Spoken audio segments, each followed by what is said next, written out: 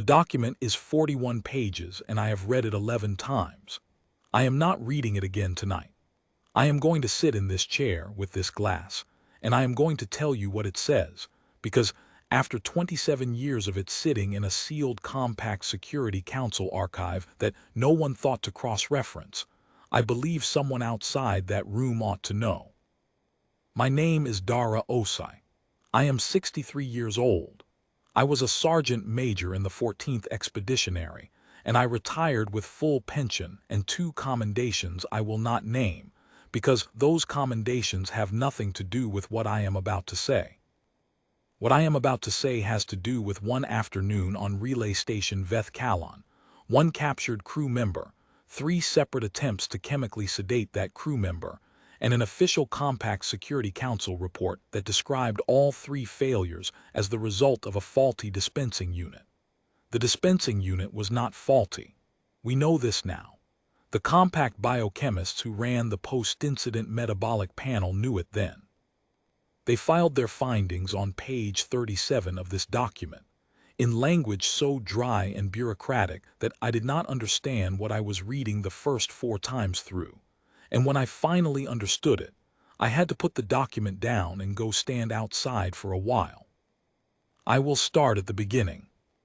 Relay Station Veth Kalon was, in those days, what they called a neutral depot, a fueling and transfer point sitting at the edge of what the compact defined as its administrative space and what our command defined as the contested margin.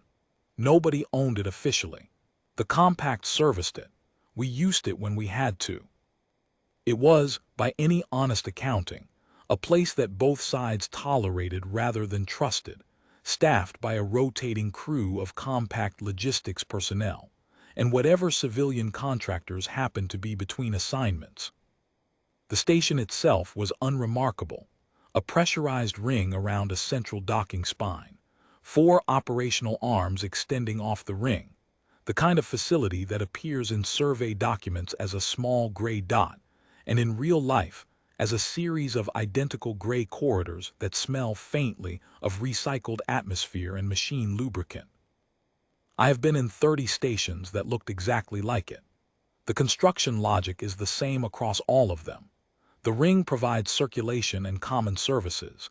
The arms provide docking and cargo functions.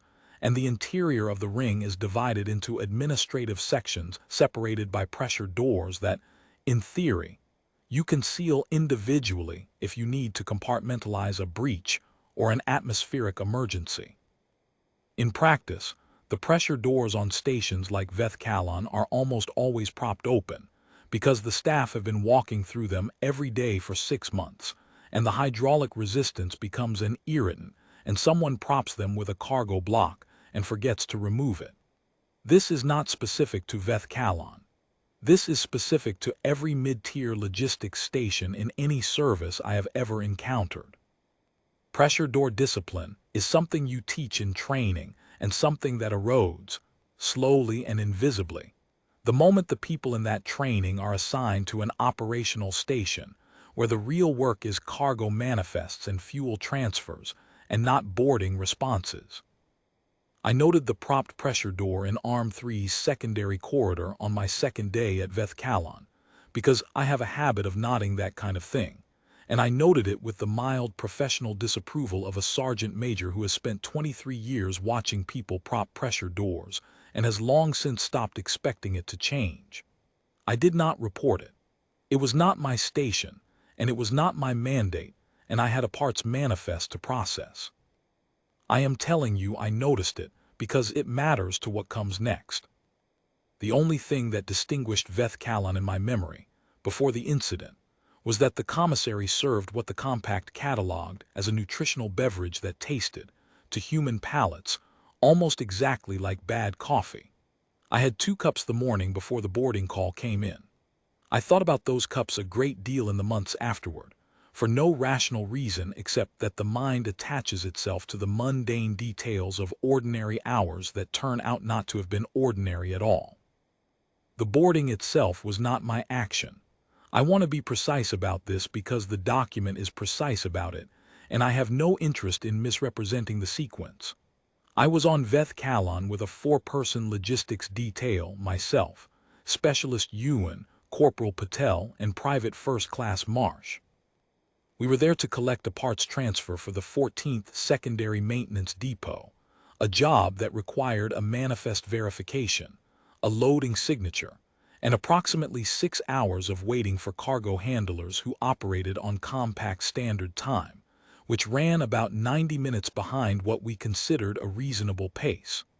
We were not armed for a combat engagement.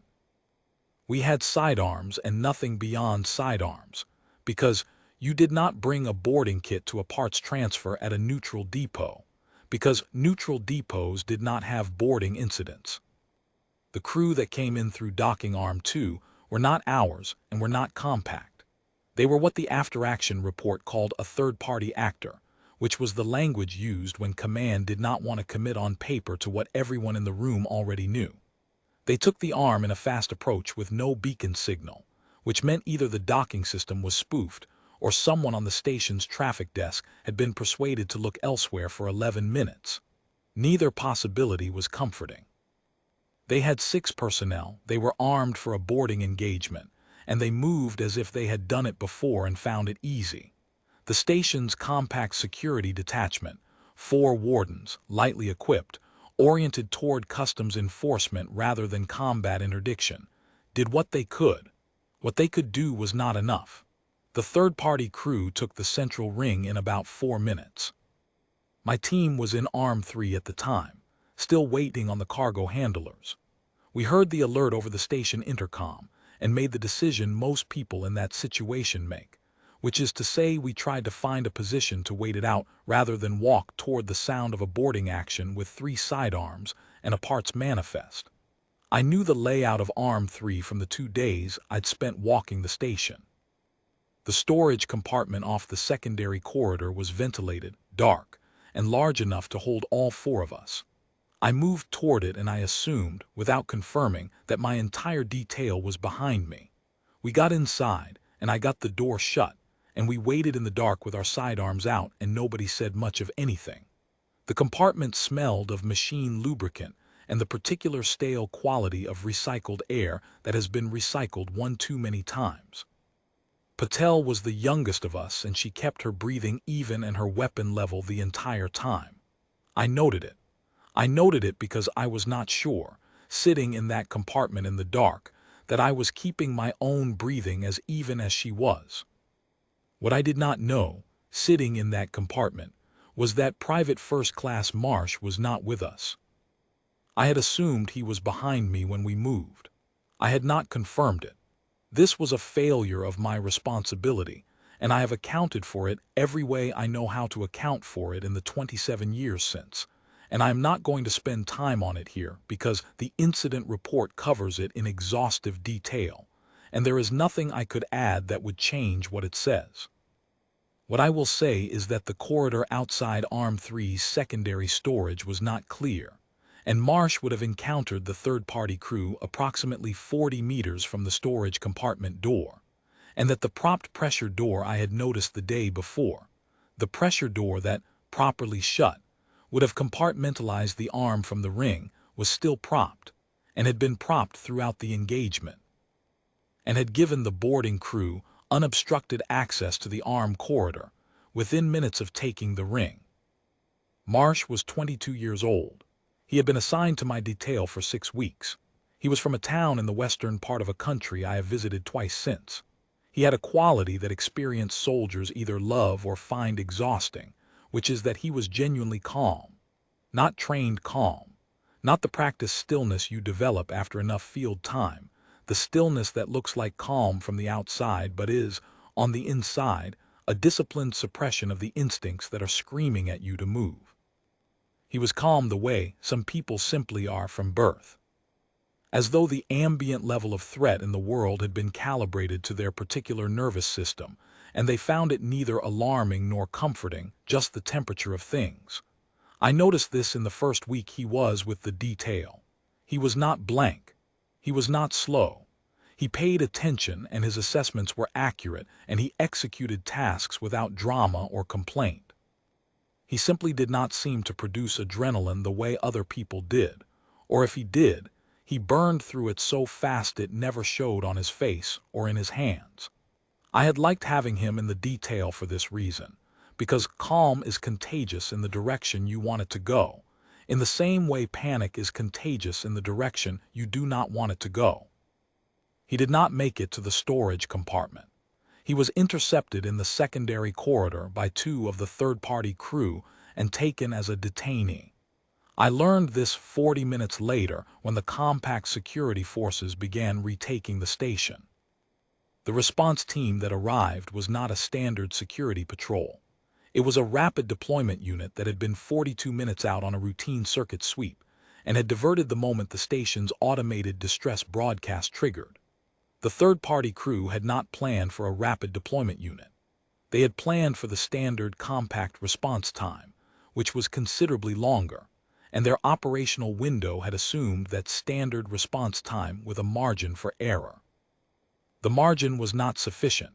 The rapid deployment team came in through Arm 1 and Arm 4 simultaneously, which was not the geometry the third-party crew had anticipated, and the engagement on the central ring was short and conclusive. 4 of the 6 third-party personnel were taken into custody. 2 were not recoverable. Marsh was found in a storage room on the ring's interior arc.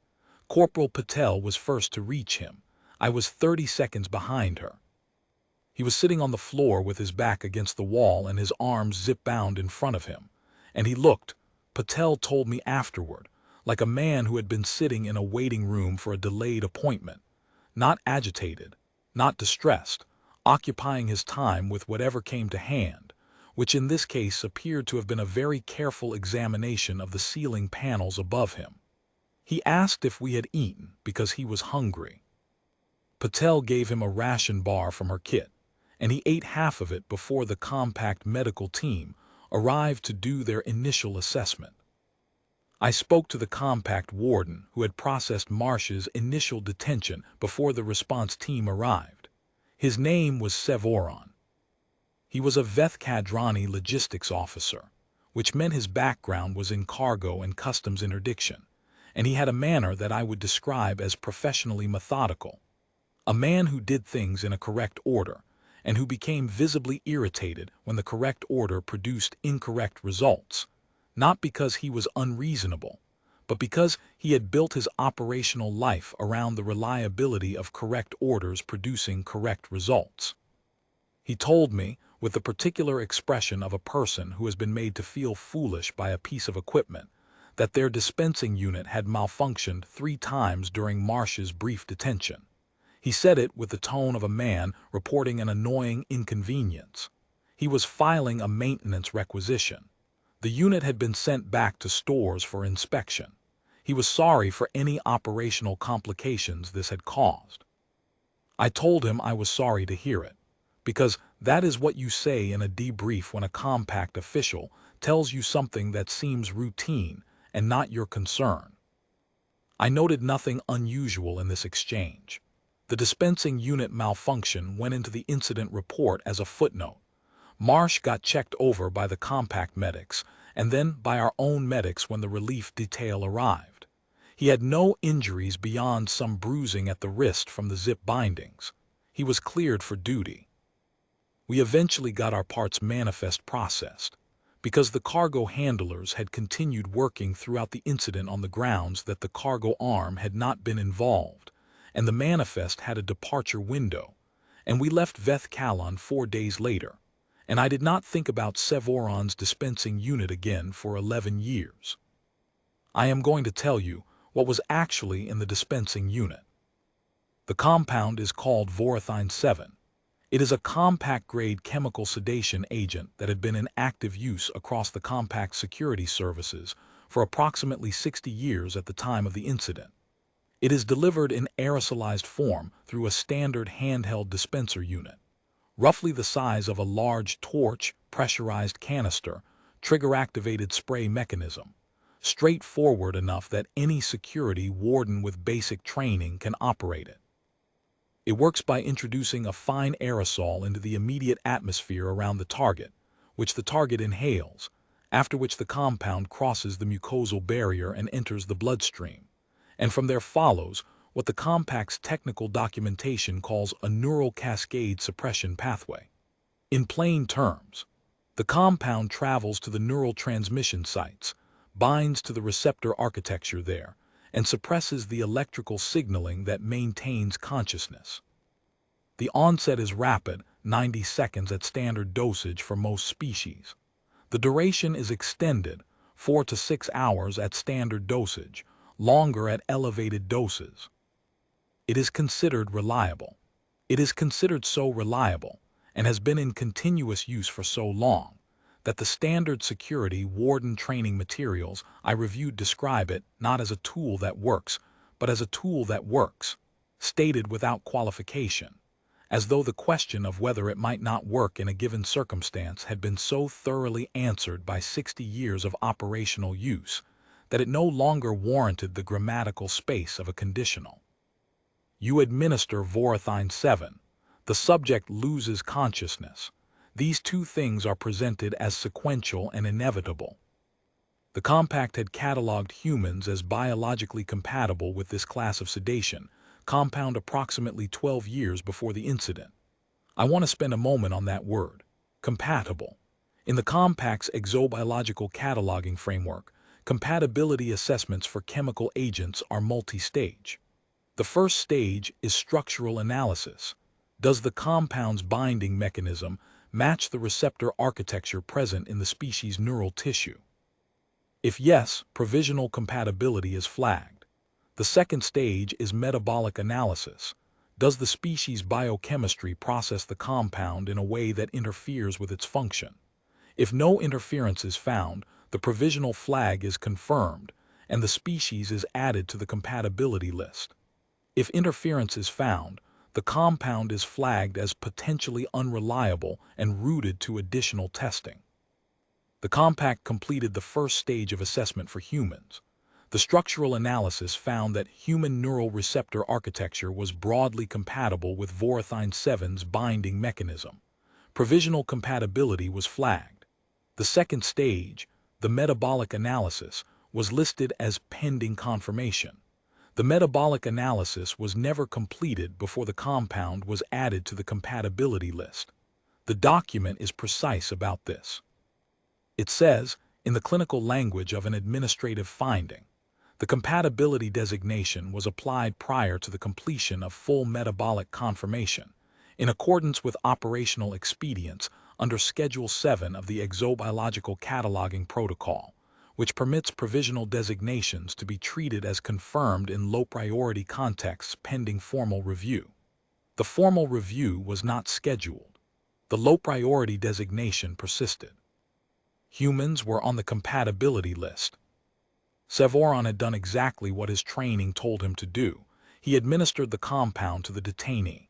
He had no reason to doubt the compatibility list. He had no reason to suspect that the second stage of assessment had never been completed.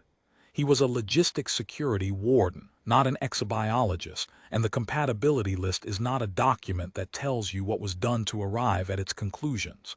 It tells you the conclusion. Humans, compatible. That is what the list said. He administered Vorethine 7 to Marsh at standard dosage. The incident log entry reads in Sevoron's notation, subject failed to respond to initial administration, no loss of consciousness observed. Subject reported subjective warmth. Subject requested water. Below that, a procedural note. Unit may be low on charge. Respiratory resistance possible. Administering second dose at interval per protocol. I want to be careful about how I characterize this, because I think the easy reading, the reading that makes Sevoron look foolish, is not the accurate reading.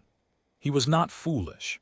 He was trained to a specific operational reality in which Vorethine 7 worked, and in which the failure of Vorethine 7 to work was therefore a technical malfunction rather than a biological one. When you're trained to that reality, a subject who doesn't lose consciousness is not a subject whose biochemistry has invalidated your chemical agent. It is a subject who received a deficient dose. The unit may be low on charge. It may be the atmospheric mixing. It may be the subject's body mass requiring adjustment. These are the available explanations inside the trained reality, and Sevoron went through them in order, as he was supposed to. He went to the second dose. The second administration was at 2 times standard dosage, using the same unit fully recharged from the station's supply line. The incident log: subject failed to lose consciousness. Subject reported warmth and mild nausea. Subject queried whether air processing was malfunctioning. Sevoron's notation: equipment fault suspected. Submitting requisition for replacement unit. Second warden requested for passive monitoring of detainee. There is a note below this from the second warden, whose name is listed as Keth Varon. Subject is fully alert and cooperative. Subject has requested food. No sedation response visible. Detainee presenting no behavioral risk. Continuing observation. I find the phrase "no sedation response visible" to be one of the more remarkable pieces of procedural language I have encountered in 27 years of reading military and security incident reports. What it describes is a human being who has just received twice the standard dose of a compound that should have rendered him unconscious for somewhere between 8 and 12 hours, who is sitting on the floor of a holding room, completely alert, mild in manner, and asking for something to eat. Keth Varon, to their credit, records this accurately. They do not editorialize. No sedation response visible. Subject has requested food. This is what you write when you are a professional and something is not fitting into any category you have been given, and you are simply recording what is in front of you. The replacement dispensing unit arrived from stores. It was a new unit, unopened, confirmed to specification by Sevoron's own inspection before use. He administered Vorethine 7 at 3 times standard dosage. The incident log: subject failed to lose consciousness. Subject reported warmth and mild gastric discomfort. Subject remained seated and passive throughout. Sevoron's notation: equipment fault confirmed on replacement unit. Notifying maintenance. Detainee is compliant and low risk. No further sedation attempts warranted pending technical resolution. The notation "no further sedation attempts warranted pending technical resolution" tells you everything about the space Sevoron was operating in. By the third failure, the available explanation had fully consumed the observation. 2 units had failed. Both units would be sent to maintenance. The situation was a supply issue. The detainee was compliant. You manage the situation you have with the tools you have remaining, and you route the failed equipment to the appropriate resolution pathway, and you continue. This is sound operational thinking. It is the thinking of a professional who is handling an active boarding incident with limited personnel and cannot afford to stop and fundamentally re-examine his understanding of the compound he is carrying. The re-examination would have to happen later, and for Sevoron, for institutional reasons I'll describe, it never did. He moved Marsh to the interior storage room to manage the situation until the boarding was resolved one way or another. Marsh sat on the floor. 2 hours later, Patel found him examining the ceiling and asking if we had eaten. The blood panel. I want to be precise about when it was drawn. The compact medical team arrived on the central ring approximately 12 minutes after the rapid deployment team secured the space. They triaged the casualties first, then moved to the recovered detainees, which in this case meant Marsh and the 4 third-party personnel who had been taken into custody. Marsh was assessed as medically stable, no significant injuries, mild bruising at the wrists, normal vital signs by any standard the compact medics had for human physiology. They drew a blood panel as part of their standard post-incident detainee protocol. This was routine. It happened, by the timeline in the document, approximately 92 minutes after the 3rd Vorethine 7 administration. The blood panel was analyzed by the station's automated medical system, flagged as requiring specialist review because of several unusual metabolic markers, forwarded to the station's medical officer, logged under the incident case number, and filed in the station's medical archive. The station's medical officer, was a Vethkadrani physician named Saravan who had, by all available evidence, received the panel report, scanned the flagged markers, noted that the human detainee was ambulatory and presenting no symptoms, and concluded that the unusual markers were likely an artifact of human physiological baseline variation rather than a clinical concern. Marsh was given a clean bill of health. The blood panel sat in the medical archive. The incident report that went to Compact Security Council noted the boarding action, the casualties, the successful interdiction by the rapid deployment team, the recovery of human detainee and third-party prisoners, and, in a footnote under equipment and materiel notes, the malfunction of 2 Vorathine 7 dispensing units requiring maintenance investigation. The footnote closed with a notation that the units had been returned to stores for inspection and that a replacement stock request had been submitted. No flag was attached to the footnote. No cross-reference was made to the medical archive. The incident was classified as resolved. For 11 years, the case number sat in 3 separate archive locations: the security log in the operational archive, the blood panel in the medical archive, the chemical inventory record, which logged the discharge of 3 doses of Vorathine 7 against a detainee, and the return of 2 units for maintenance in the logistics archive. 3 archives, 3 pieces of the same event. Nobody connected them because the incident had been resolved. Resolved incidents do not generate cross-reference searches. You search for things when something is still open. When something is closed, you file it, and if it happens to be sitting in 3 different archives under 3 different organizational headings, that is a filing system problem for someone else's future, and it stays that way until the future arrives. The future arrived in the form of Velorani.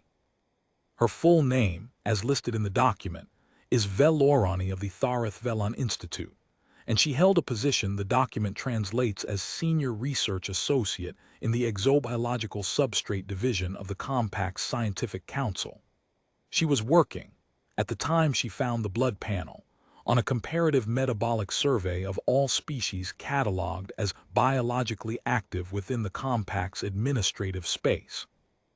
The survey's stated purpose was to update the exobiological baseline database for pharmaceutical compatibility assessments, specifically, to identify gaps in existing data that might affect the reliability of medical treatments administered to non-compact standard species in emergency situations. It was, in the Compact's classification system, a Class II research project, important enough to be funded, not important enough to be urgent. Velorani had been working on it for 3 years. She pulled Marsh's blood panel because she was pulling all available blood panels from human subjects who had received any form of chemical administration in compact medical facilities, as part of building the database section on human pharmaceutical response. It was a routine data pull from the medical archive, filtered by species designation and chemical administration flag. Marsh's panel came up in the filter. She loaded it into her analysis system. The metabolic markers that the station's medical officer had attributed to baseline variation were, to Velorani's trained eye, not variation. They were process markers. The specific pattern of compounds present in the blood 92 minutes after Vorathine 7 administration was not the pattern of a human body doing nothing with Vorathine 7.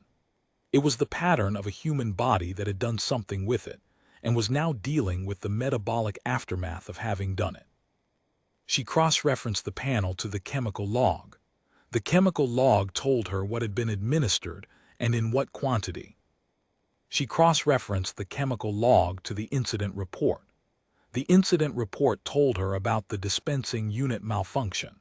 She cross-referenced the dispensing unit malfunction to the maintenance investigation results, which had found both units operating within specification. She sat with these 4 documents for a period the survey notes do not record, and then she began writing the analysis that became the 9-page section of this document that I have read more carefully than anything else in it. I am going to try to explain what the blood panel showed, using the language the document uses, because the document's language is more precise than mine on this point and precision matters. Vorethine 7, when administered to a biologically compatible subject, follows a standard neurochemical binding pathway. It crosses the respiratory mucosal barrier and enters the bloodstream, travels to the target neural tissue, attaches to the neural transmission receptor sites, and suppresses the firing cascade that maintains consciousness. In a compatible subject, this takes between 60 and 90 seconds. What Vorethine 7 should not do, in any species it has been tested on across 60 years of operational use, is undergo hepatic metabolism. The liver in compatible species does not recognize Vorethine 7 as a substrate. It does not attempt to process it. The compound is, in the language of the document, pharmacologically inert to hepatic enzyme interaction. It passes through the liver's processing environment the way water passes through a drain, without the drain doing anything to the water. The compound does its work at the receptor sites and is cleared through the standard elimination pathway over 4 to 6 hours. This is the mechanism. This is how the compound works. Marsh's blood panel showed no Vorethine 7 at the receptor sites. It showed no Vorethine 7 in the elimination pathway. What it showed was a series of metabolic byproducts consistent with phase I and phase II hepatic catabolism. For a reader without biochemistry training, I will say it this way. When a liver processes something, it breaks the compound down in stages, and each stage produces a characteristic chemical signature in the bloodstream. The signature is specific enough that a biochemist can work backward from it and identify what was processed, roughly how much of it was processed, and how recently the processing happened. Marsh's blood panel had that signature. The compound it was the aftermath of was Vorethine 7. The liver had seen Vorethine 7 as a substrate, as something worth breaking down and extracting value from, and it had done so thoroughly across all 3 administrations, leaving behind a bloodstream chemistry that said, to Velorani's reading, this organism has recently eaten something unusual and metabolized it completely. The word eaten is mine, not the document's.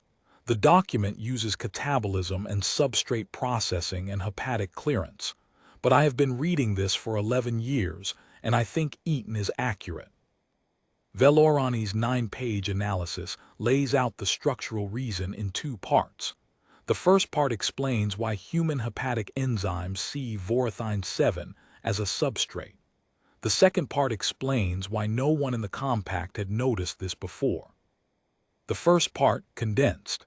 Human liver enzymes operate across what the document calls an unusually broad substrate range. In plain terms, the liver is willing to try to process a wider variety of compounds than is typical for cataloged species. The document attributes this to human evolutionary dietary history, a long period of omnivorous generalism during which the liver's toolkit was selected for flexibility. Because an organism that eats a wide variety of foods, including foods that may contain novel toxins, benefits from a liver that is disposed to attempt neutralization of novel compounds rather than pass them through unmodified. The compact had noted this broad substrate characteristic in its preliminary physiological assessment. The compact had coded it as a minor variation of interest and moved on, because broad substrate hepatic profiles are common enough among dietary generalist species that they do not, on their own, generate a flag. What generates a flag is when the broad substrate profile encounters a specific compound whose active site architecture, the molecular structure that makes it pharmacologically effective, happens to present to hepatic enzymes as a processable substrate. Most pharmacological compounds are designed, or, in the case of naturally occurring compounds, happen, to be structured in a way that the liver of the target species does not attempt to process. You do not want your sedation agent to be eaten by the liver of the species you are trying to sedate. The compact's chemists had, over 60 years, done rigorous work ensuring that Vorethine 7's active site was not a substrate for the hepatic enzyme profiles of any species on the compatibility list. The species on the compatibility list did not include humans when that work was done. Humans were added 12 years before the incident. The metabolic confirmation was never completed. The hepatic enzyme profile was never run against Vorathine 7's active site structure. When Velorani ran that analysis, she found that Vorathine 7's active site, the specific molecular architecture that allows it to bind to neural receptors, presents to human hepatic enzymes as a complex carbohydrate derivative with an unusual side chain. The liver does not recognize it as a neuropharmacological compound. It recognizes it as an unfamiliar but processable organic molecule, and it processes it. The side chain is the structural feature that makes it pharmacologically active against neural receptors in other species. In the human liver's processing environment, the side chain is simply an interesting piece of molecular structure that makes the compound slightly more work than a simple sugar, but well within the liver's enzymatic range. Velorani's modeling showed that at standard dosage, the transit time from inhalation to full hepatic clearance in a human subject was approximately 8 to 11 minutes, meaning that by the time the compound reached the neural transmission sites in sufficient concentration to produce sedation, the liver had already cleared the bulk of what had been administered. At 2 times dosage, the math changes slightly: more compound, more substrate load, the liver working harder and somewhat more slowly, but the equilibrium still resolves in the liver's favor. At 3 times dosage, the same. The liver is not a fixed-rate processor. It upregulates under increased substrate load. The more Vorathine 7 Marsh received, the harder his liver worked, and the harder his liver worked, the more compound it cleared per unit of time. The dosage escalation that Sevoron had attempted, the standard protocol for a subject who doesn't respond, which was to increase the dose, was, against this specific biochemistry, counterproductive. It was feeding the engine that was defeating the compound. The symptom profile follows from this. Marsh reported feeling warm. Accelerated hepatic catabolism produces heat. He reported mild nausea at the second administration. The liver, processing an increased substrate load at speed, generates metabolic byproducts faster than they can be cleared, and the transient accumulation produces nausea. He reported mild gastric discomfort at the third administration for the same reason. He asked for food. Accelerated catabolism draws on available glucose and signals the brain that caloric reserves are being consumed. The hunger signal is real and appropriate. His body was working hard. It wanted fuel. He was warm and slightly nauseous and hungry because his liver was eating a weapon. The second part of Velorani's analysis explains why no one had noticed before, and it is, in its way, as interesting as the first part, because it is not an explanation about biochemistry. It is an explanation about institutional process. There had been, over the 12 years between humans being added to the compatibility list and the Vethkalon incident, a small number of situations in which a compact security or medical professional had administered Vorathine 7 to a human subject and noted a reduced or absent sedation response. The document identifies 7 such cases from the compact's records, all logged in various operational and medical archives, none of them cross-referenced to each other, none of them rising to a level that triggered a formal review. Of the 7, 3 were logged as equipment malfunction, following the same reasoning Sevoron followed. 2 were logged as subject noncompliance, meaning the warden or medic concluded that the subject had taken measures to reduce the compound's effectiveness, holding breath, using counteragents, some form of physical resistance. This explanation was incorrect in both cases, but it was available, and available explanations that fit within existing training categories are easier to adopt than conclusions that require revising the training.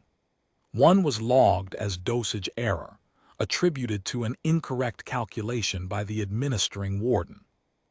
The seventh was logged as probable respiratory anomaly with no further notation, which I read as a professional who encountered the inexplicable result and chose not to speculate in a formal document. 7 cases, 7 different explanations. None of the same explanation applied twice in a way that generated a pattern. The pattern was there, 7 failures, 1 compound, 1 species, but the pattern was invisible because it was distributed across 7 separate archives in 6 different administrative regions, each failure assigned to a local explanation that made the failure unremarkable within its local context. No one was lying. No one was concealing. The institutional architecture simply did not have a mechanism for aggregating these events into a visible pattern. They were noise in 7 different systems, and noise that fits within expected categories does not get escalated. Velorani found them in a cross-archive search she was running for her survey, and when she found all 7 in the same query, the pattern was immediately visible. 7 failures, 7 different explanations, 1 species, 1 compound. She added Marsh's panel as the 8th case, and she had not a pattern anymore but a finding. Her analysis note to the Security Council is careful in the way that junior researchers at established institutions are careful when they are about to tell senior people something that the senior people are not going to enjoy hearing. She states her methodology before her conclusion. She acknowledges the alternative explanations, the equipment failures, the compliance issues, the respiratory anomalies, and she walks through why the metabolic evidence from Marsh's panel is not consistent with any of them. She is precise. She is thorough. She does not editorialize. She presents the hepatic catabolism pathway in enough detail that a biochemist can verify her modeling without trusting her word for it. And then, at the end of the 9 pages, she states her conclusion in 1 paragraph, in language that is plain enough that even I understand it on the first reading. Vorethine 7 is not effective as a sedation agent against human subjects. The compound is metabolized before it reaches effective concentration at the target neural sites. The metabolic evidence from 8 recorded cases, including one with full blood panel documentation, is consistent across all 8. This is not equipment failure. This is not subject noncompliance. This is the human liver performing its ordinary function against an input it is well equipped to process. The Security Council received this note and convened a formal review. The review produced this 41-page document. The document's findings confirmed Velorani's analysis.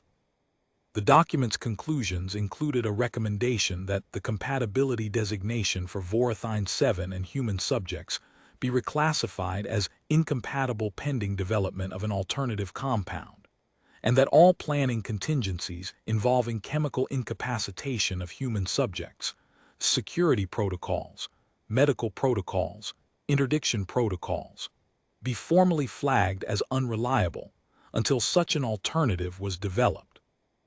There is a working group reference number at the end of the conclusions section. It references a body tasked with reviewing all chemical sedation and incapacitation compounds in the compact's current and developmental inventory, and assessing their compatibility with human hepatic enzyme profiles. I searched for that working group's output for 6 months before writing this. I found nothing. The footnote is on page 39. I have mentioned it before. I want to quote it now, or rather I want to describe it in sufficient detail that its implications are clear, because the footnote is the reason I have been sitting with this document for 11 years, and the reason I am saying any of this out loud. Velorani added a supplementary note to her analysis, 3 paragraphs, appended after the main findings. The first 2 paragraphs cover procedural recommendations, the cross-archive integration issues, the need for species-specific metabolic confirmations before compatibility designations are finalized, the backlog of pending confirmations that, the note implies without statting, is considerably larger than the compact's exobiological division has the resources to address. These paragraphs are recommendations for institutional process improvement. They are sensible.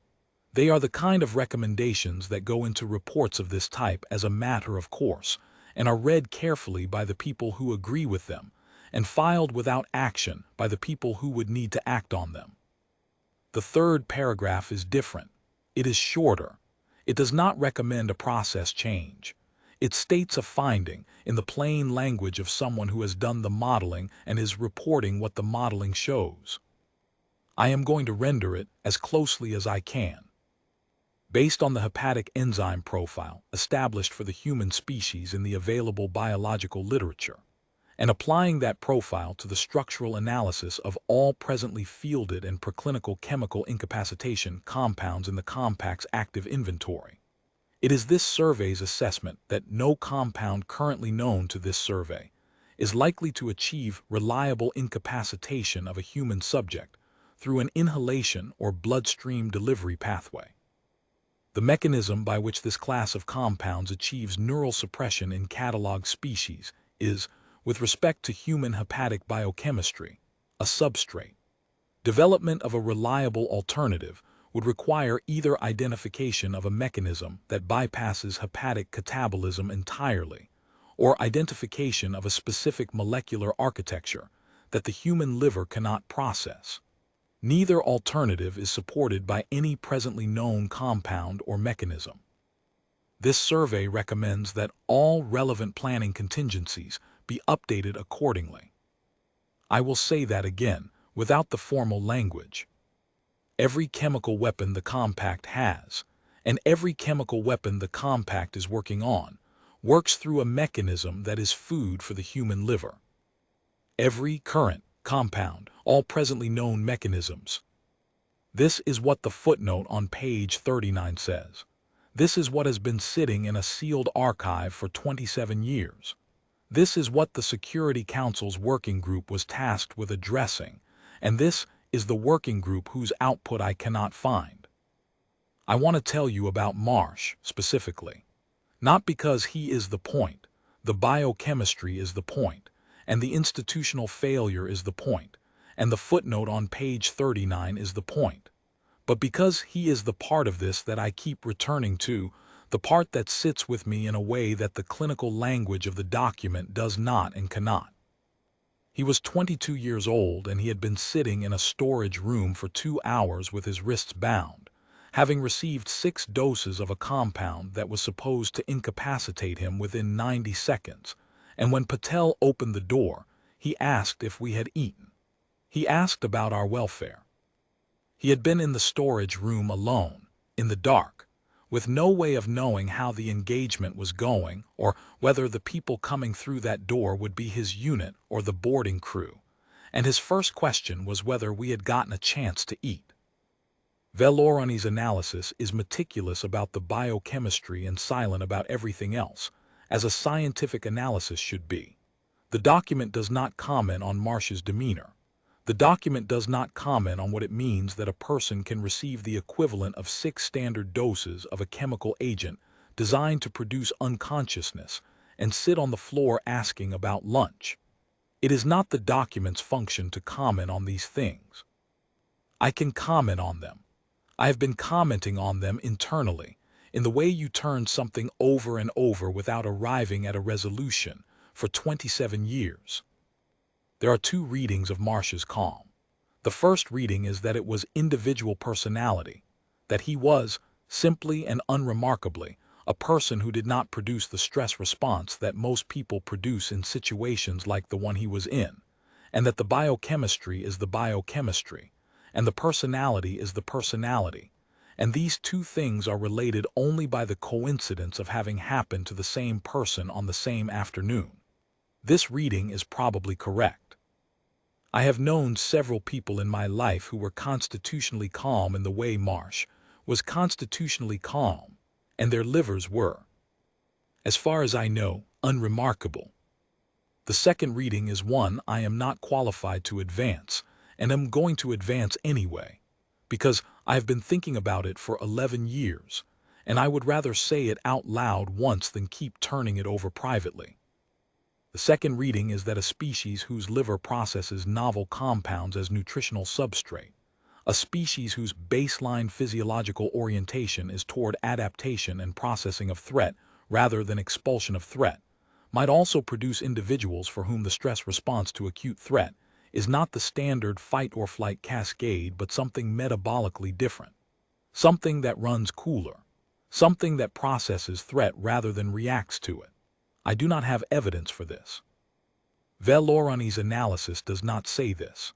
I am a retired sergeant major, not a physiologist, and I am aware of the limits of inference from a sample size of one afternoon in a storage room on a neutral depot. What I know is what Keth Varon wrote in the incident log: no sedation response visible, subject has requested food, and what Sevoron wrote: detainee is compliant and low risk, and what Patel told me Marsh looked like when she opened that door, like a man waiting on a late appointment, and what Marsh said: did you eat? That is what I know. I do not know what it means. I know what the footnote on page 39 says, and I know that the footnote's conclusions have been sitting in an archive for 27 years, and I know that the working group tasked with responding to those conclusions has left no public record that I can find.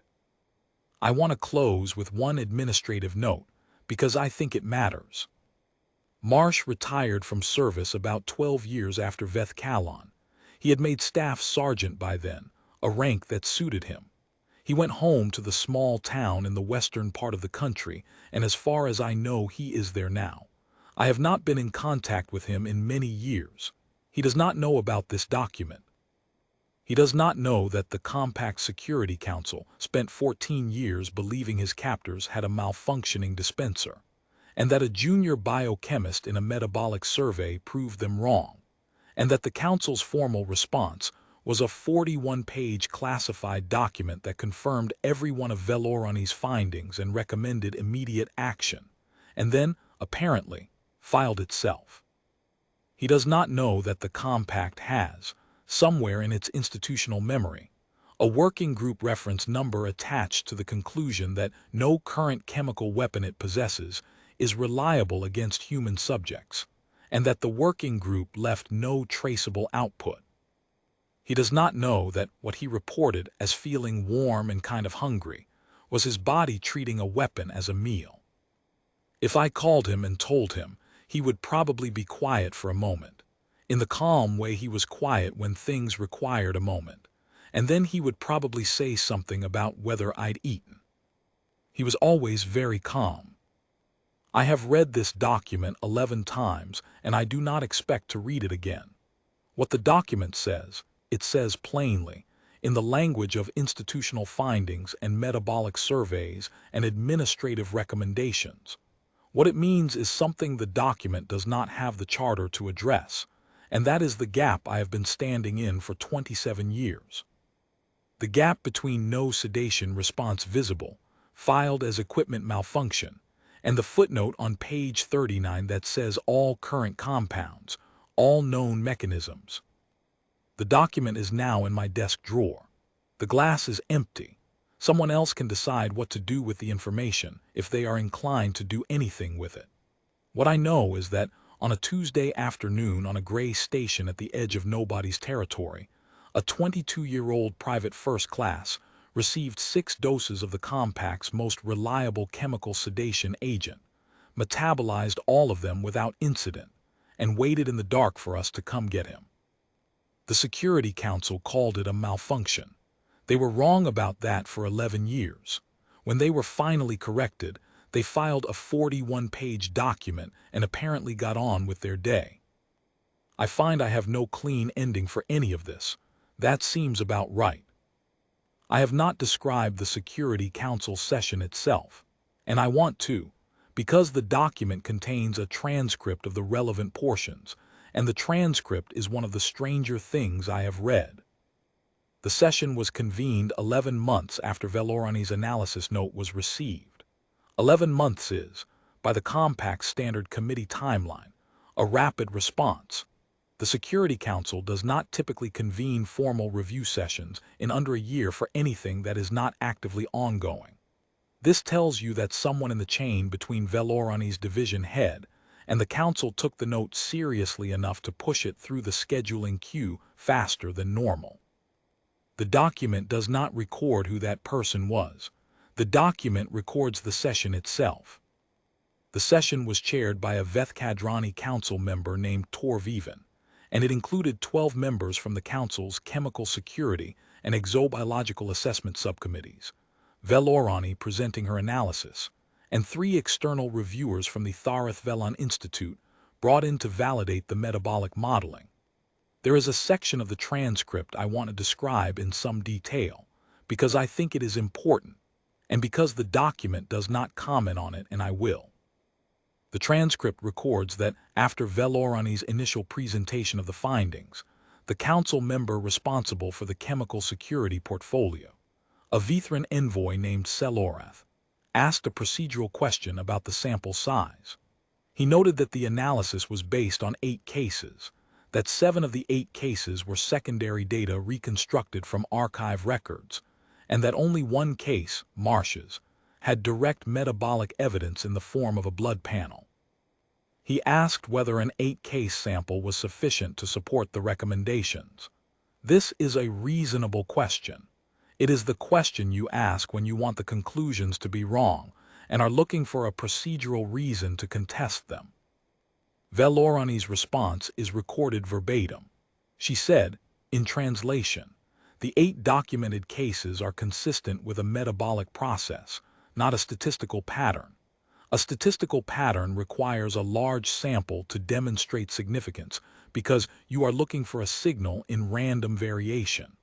A metabolic process requires only sufficient cases to confirm that the mechanism is operating as modeled. The blood panel from the Vethkalan incident confirms that the mechanism is operating as modeled. The 8 cases confirm that the mechanism is operating consistently.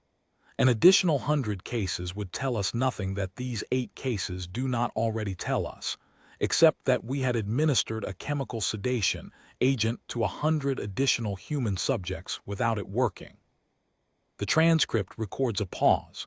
Then Selorath asked whether the modeling had been independently validated. Velorani said it had been by the 3 external reviewers present. One of the external reviewers, a Thareth Velon Institute senior researcher named Velkarath, no relation, confirmed this. The transcript records another pause. Then Torviven asked whether the modeling covered only Vorathine 7, or whether Velorani's supplementary note, the footnote that I have been circling for 11 years, was also independently validated. Velkarath answered before Velorani. The transcript records the answer as, the supplementary modeling was reviewed. The findings are consistent with the structural literature on human hepatic enzyme profiles. The conclusion that no currently known compound or mechanism is likely to achieve reliable incapacitation through the identified pathway is supported by the analysis. The review found no errors in methodology or reasoning. The transcript records what I read as a longer pause here, though the transcript does not annotate pause lengths.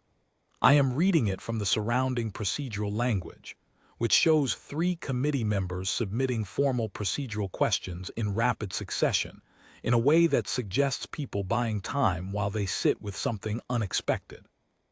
The 3 questions were about the scope of the supplementary survey, the classification level appropriate for the findings, and the timeline for the recommended working group's first deliverable.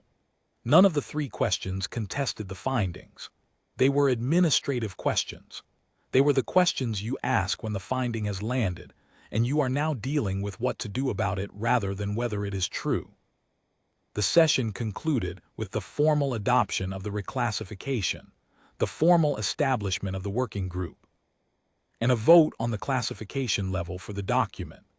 The document was classified at the 2nd highest level available to the Security Council. This is the classification level below the level reserved for active military operations and above the level assigned to sensitive institutional review findings. Someone in that room judged the finding to belong in the upper tier of that range, and I think they were right to make that judgment. And I also think that classification is part of why the working group's output, if there was any, has not found its way into any document I can locate. I want to say something about the 8 historical cases before I stop, because they deserve a closer accounting than I have given them. I have their summary descriptions from the document. I am not going to name the individuals involved, because the document lists them by case reference numbers, not names, and I do not have the information to identify them even if I wanted to. What I have is a description of each case, the official explanation it received, and what the document establishes it actually was. The first 3 cases, the equipment malfunctions, occurred over a span of 9 years in 3 different compact administrative regions. All 3 involved compact security personnel administering Vorethine 7 to human detainees in routine interdiction situations. All 3 involved the same outcome: no sedation response, compound discarded, malfunction filed, situation managed through other means. In all 3 cases, the human detainee was later described as cooperative and noncombative throughout the detention, which is consistent with the theory that a person who cannot be chemically incapacitated but also has no particular reason to escalate a situation will simply sit quietly and wait for the situation to resolve. The malfunction explanation closed each case. The units were inspected, found to be within specification, and returned to service. The 2 noncompliance cases are the ones I find most instructive. In both, the warden or medical professional who administered the compound concluded, after the failure, that the subject had taken measures to counter the compound. In one case, the conclusion was that the subject had received prior training in counter-sedation techniques. In the other, the conclusion was that the subject may have ingested a counteragent before the administration. The document notes that in neither case was there any evidence to support either conclusion, and that in both cases the conclusions were adopted without investigation, logged as probable and closed. I do not fault the people who made these decisions. Counter-sedation training is a real thing. Counteragents exist. These are known categories. A subject who doesn't go down when they should have gone down is, in the trained reality of security operations, someone who found a way to avoid going down, and the means by which they found a way is a problem for intelligence, not for the security warden in the field at the time. You log probable noncompliance and you move on. What those 2 cases establish in the document's reading is a second category of explanation that is just as capable of absorbing an anomalous result as the equipment malfunction category is. The available explanations, malfunction, noncompliance, dosage error, respiratory anomaly, between them cover the full range of ways a chemical sedation failure can be explained without requiring you to conclude that the compound itself doesn't work on the species you're using it on. They are exhaustive. They are not exhaustive by design. They are exhaustive because no one designing a security warden's training protocols had any reason to believe that the standard compound could fail systemically against a specific species, and so no training category was developed for that contingency. And so when the contingency occurred, the nearest available category absorbed it, and the pattern that would have made the systematic failure visible was never allowed to form in any single location where it could be seen. 7 times. The 8th time, a junior biochemist with a survey grant and access to a cross-archive search function ran the query that the institutional architecture had never run before, and the pattern appeared. I want to return to something I said earlier about Velorani's footnote, because I think I understated it, and I want to correct that. I said that the footnote concludes that no currently known compound or mechanism is likely to achieve reliable incapacitation through the identified pathway. I want to be precise about what the identified pathway means, because the pathway is everything here. The pathway is inhalation and bloodstream delivery. This is the pathway that all current compact chemical incapacitation compounds use. The compound enters the body through the respiratory system or through skin absorption or through a wound channel, enters the bloodstream and travels to the target site neural tissue for sedation, cardiac or pulmonary tissue for more severe applications. The liver sits in this pathway. Everything that enters the bloodstream and needs to be processed passes through the liver. The liver is the processing organ. It is the body's filtration and metabolic hub. Everything that Vorethine 7 does that makes it effective as a sedation agent runs directly through the organ that a human body has evolved over geological time to be extraordinarily good at processing novel compounds. Velorani's supplementary note does not say that it is impossible in principle to develop a compound that the human liver cannot process. It says that no such compound is presently known, and that the structural features required to defeat human hepatic enzymes are not features that present-day compact biochemistry knows how to engineer. This is a statement about current knowledge and current capability, not about absolute possibility. Chemistry advances. Mechanisms are discovered. The note was written 27 years ago, and there may be advances I am not aware of. What the note says about current capability is plain, and I believe it is still substantially accurate based on what I can find in the open scientific literature. The human liver is, by the measure of all documented biochemistry, extraordinarily capable. It processes approximately 500 distinct metabolic functions. It handles novel synthetic compounds with a flexibility that other species' livers do not demonstrate. The broad substrate hepatic enzyme profile that the compact's exobiological assessment noted as a minor variation of interest is not, in context, minor. It is the biological feature of a species that has spent its entire evolutionary history in an environment of chemical novelty, diverse foods, natural toxins, microbial compounds, fermented and cooked substrates that no other species in the compact's catalog has an equivalent exposure history to, and which solve the problem of chemical novelty the way evolution solves all problems, which is slowly, incrementally, and with enormous redundancy. The compact's exobiologists knew humans ate a diverse diet. They did not follow the implication of what a diverse diet requires, biochemically, to sustain. They noted the broad substrate profile and moved on. The metabolic confirmation was left as pending. The confirmation was never completed. This is, I think, the clearest example I know of the difference between having information and understanding what the information means. The compact had the information. They had the hepatic enzyme profile.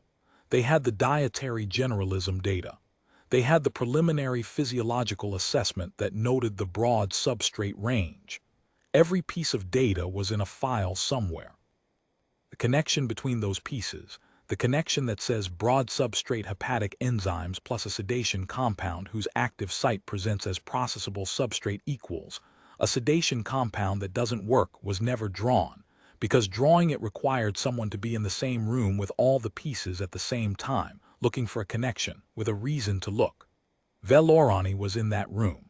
She was looking because her survey gave her a reason to look. The survey was routine. The discovery was not. 27 years later, I am in possession of a 41-page document that tells me the compact knows this. The Compact Security Council knows this. The working group knows it, or knew it, if the working group produced work that simply never surfaced in any accessible form. And whatever operational decisions have been made in the Compact's security planning since the reclassification, I have no way of knowing whether those decisions account for what the document says, or whether the document's classification level has kept it from reaching the planners who need it. This is what I know. I know that on one afternoon on Relay Station Vethkalon, a young man received 6 doses of the Compact's standard chemical weapon against consciousness and metabolized them as food. I know that this was not an isolated incident. I know that the Compact's formal scientific review confirmed that it could not have been an isolated incident because the mechanism is systemic. I know that the review produced recommendations and a working group, and I know that I cannot find the working group's output. I have said what the document says. I have nothing further to add. The drawer is closed.